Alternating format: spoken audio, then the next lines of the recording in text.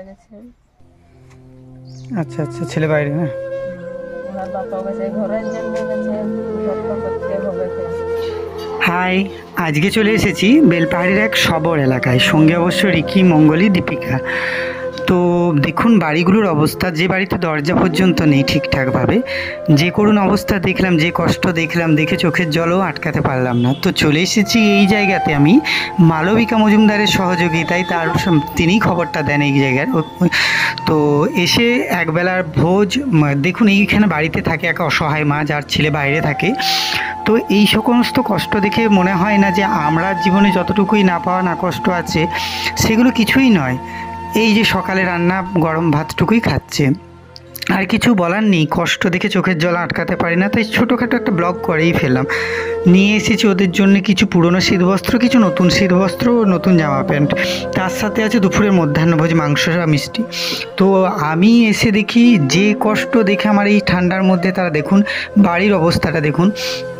এই সমস্ত জায়গাগুলোই সত্যি আমি কাজ করতে চাই। এই জায়গায় আমি 100 জন বাচ্চার জামা প্যান্ট খাওয়া দাওয়া দিলাম, গ্রামবাসীদের জন্যও খাওয়া দাওয়া দিলাম।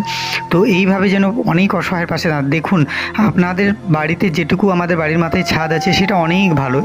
এই রকম বাড়িতে যেখানে দরজা জানালা নেই, সারাদিন শীতে উনুন জ্বলতেই থাকে, জঙ্গল থেকে কাঠ এনে কাঠের ওই আগুনের গরমে শরীর গরম করে, ভালো করে বস্ত্র পায় না, সেই সমস্ত মানুষগুলোর জন্য আমি লড়াইয়ে নেমেছি। যদি কেউ সহযোগিতা করতে চান অবশ্যই আমার পাশে এসে দাঁড়ান। যে এই কষ্টকর এই শবর গ্রামে গিয়ে আমি উপলব্ধি করলাম যে জীবন কতটা কষ্টের হয়, কতটা অসহায় হয় মানুষ, তা দেখে বুঝেছি।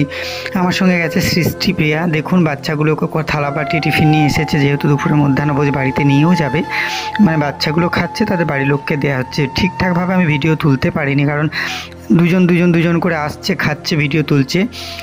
তবে এইটুকু উপলব্ধি করলাম যে তাদেরকে সামান্য দেওয়ার মধ্যে, সামান্য দানের মধ্যে যে খুশি পেয়েছি, যে তাদের মুখে হাসি দেখতে পেয়েছি, ওটাই হয়েছে আমার পরম প্রাপ্তি। যদি পারেন আমার পাশে দাঁড়ান, আমার হাতে হাত লাগান, আমার পাশে এসে দাঁড়াতে পারেন। 9733859956 এই নম্বরে। আমি ছোটুদা, আমি সবার অসহায়দের পাশে আছি, থাকবো। ঈশ্বর যেন আমাকে এই কাজ করতে আরও